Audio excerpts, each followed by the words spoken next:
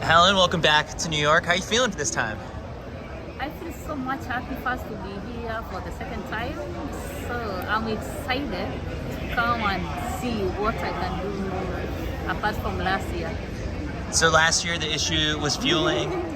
Now you won Boston. The fueling's gotten better. Like, has it improved this time? Last year was terrible for me actually, like I think for first marathon. But now I can say I've experienced well in my body coming from Boston running here, so I'm so excited and I think I can give out my best. 1 year training with Coach Dathan Ritzenhein.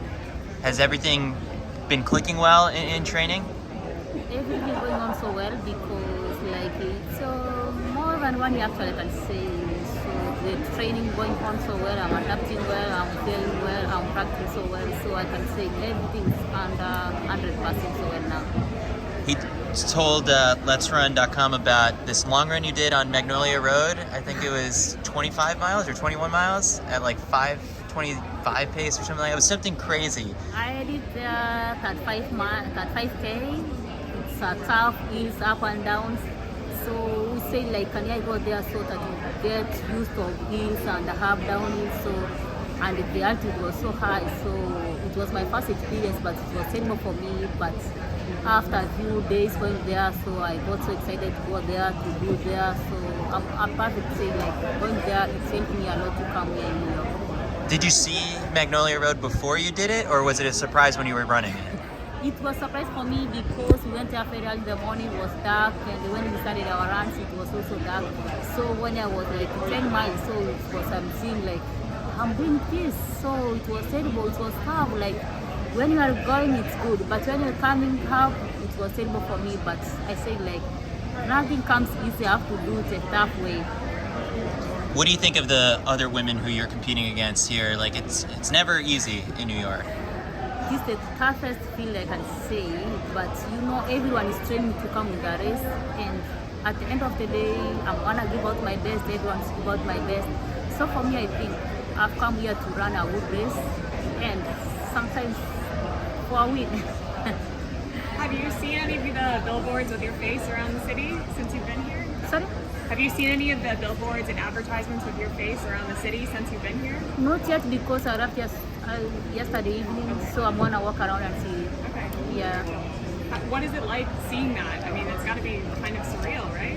It will be so excited because it's my second time to see them, so for the second time, it's gonna be so excited for me. Yeah.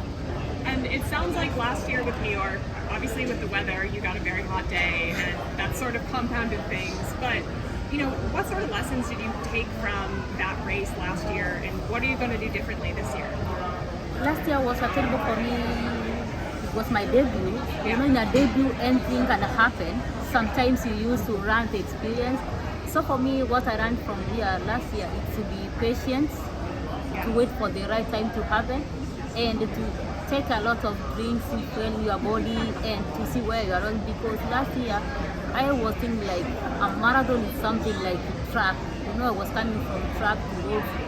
So I learned a lot of experience from Boston, New York last year. So it gave me a lot of motivation to do well. Are you happy to be about 20 degrees cooler this year than last year? So happy because like coming from last year doing like what I expected to do last year, I didn't do. So for me now, I want to do what I was supposed to do last year, so to show that I can do this year. Yeah. Delayed gratification. Helen, how did everyone's mindset and approach change after Berlin when we see a woman run 2:11, and then in Chicago, Stefan Hassan and Ruth Chepngetich, they go on 2:11 pace and then they run 2:13. Did it change the way you think about fast times, and like, does 2:13, does 2:11 sound crazy to you? It was a crazy pace, like it gives us motivation that ladies are doing faster. So it gives me when I'm doing a marathon. So that one gives me like I will do faster, like Steven coming from track doing 2:13, the other lady doing 2:11. So it seems that ladies even can go under 2:10 in some few years to come. It shows like technology, training, it can take you far and a good time. Dathan thinks you can run 2:11. Has he told you that to in practice or no? For sure, when you go for training, he always tell me, if you go to Valencia, you can do 2:11. But you always tell me, but not now. It will take you a few years to do 2:11. You know, 2:11, it's something like you need to plan so well, to focus so well. So you always tell me, like 2 years to come, you can do 2:11 in a wood training. Yeah. So when it comes to the training, I'm curious, what shoes do you wear for most of your hard sessions? Are they similar to the shoes that you race in? Do they have carbon plates in them? It depends which workout I'm doing. Most especially when I'm doing my long runs, I do wear my racing shoes. Yeah. And when I do my east runs, I do wear my training shoes so that it gets used. But I can't use it. I'm not using spikes to. Yeah. Yeah. So for fartleks or things like that, where do you ever do a fartlek that's not in the long run, or? I do fartleks like once a week. I do use my racing shoes. Okay. And Yeah. have you noticed that makes a difference in how you feel after compared to how rounds felt, I don't know, 5 years ago? For the first time, it was challenging, using racing shoes in a long fartlek. Yeah. So, but getting time slowly, you get used, adapted, and you forget about past 5 years. So you are saying like, I'm gonna see this year, how can do it. Yeah. Yeah. Helen, I think Athletics Kenya is going to announce like the marathon team soon.